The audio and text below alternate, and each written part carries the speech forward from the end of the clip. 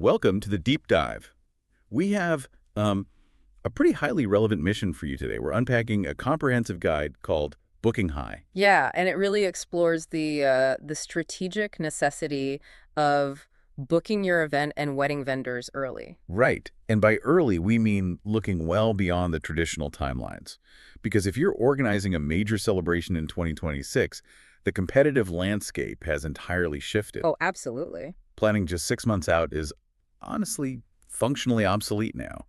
Hmm. Okay, let's unpack this. Why are we seeing such a severe bottleneck at the top tier of the events market? Well, it's really a compounding effect. We're still feeling the long tail structural shifts from the post-pandemic backlog. Oh, for sure. But layered on top of that is the huge surge in micro weddings. Because these events have a much smaller guest count, couples actually have the budget to host them much more frequently throughout the year. Right, rather than just on traditional summer weekends. Exactly. So that frequency just eats up vendor inventory fast. Combine that with the social media effect, where TikTok and Instagram turn top-tier vendors into viral sensations, and the demand curve goes vertical. It's intense. What's fascinating here is how the booking window has stretched. Top professionals are routinely locking in their calendars 12 to 24 months in advance. Wait, 24 months out.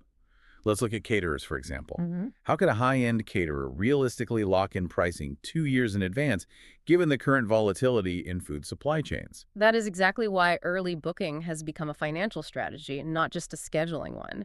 We're seeing catering contracts function almost like futures markets. How interesting. When you book early, it acts as an inflation hedge.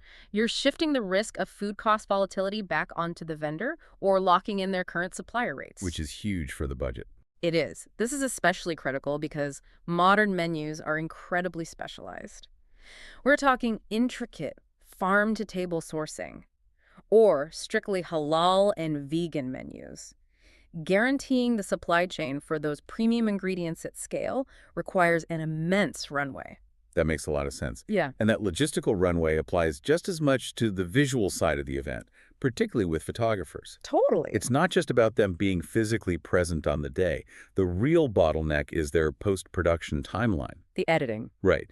If you're booking someone for a highly specific artistic vision, say a true fine art or editorial documentary style, their editing bandwidth limits how many clients they can take per quarter. You aren't just securing their Saturday. Exactly. You're securing weeks of their post-production schedule, along with coordinating engagement shoots months prior. Precisely. And if we transition from visual permanence to the actual physical environment, you see the exact same capacity limits with floral design. Oh, definitely. Modern floral installations, the suspended arches, the ceiling-hung arrangements, they are incredibly labor-intensive.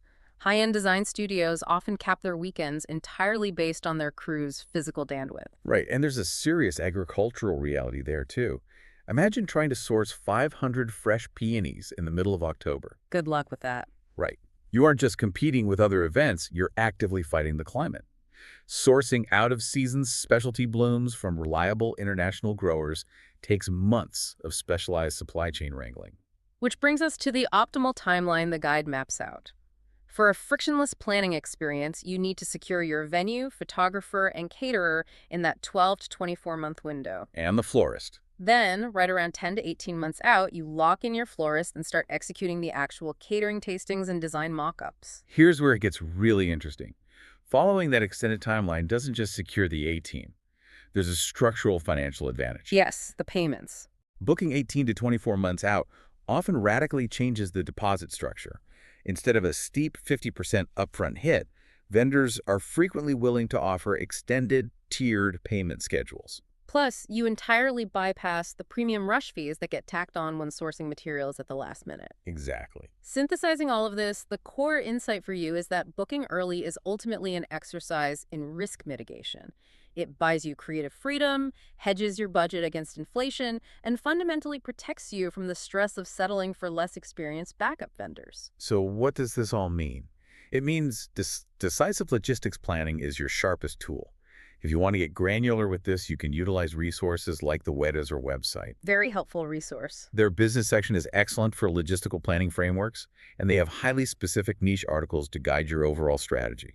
But whatever route you take, early action is non-negotiable. I'll leave you with a final thought to consider as you plan. As social media continues to elevate event professionals into global stars with their own dedicated followings, how long will it be before couples completely stop choosing a wedding date first and instead design their entire life milestone entirely around a single, highly sought after vendor's availability?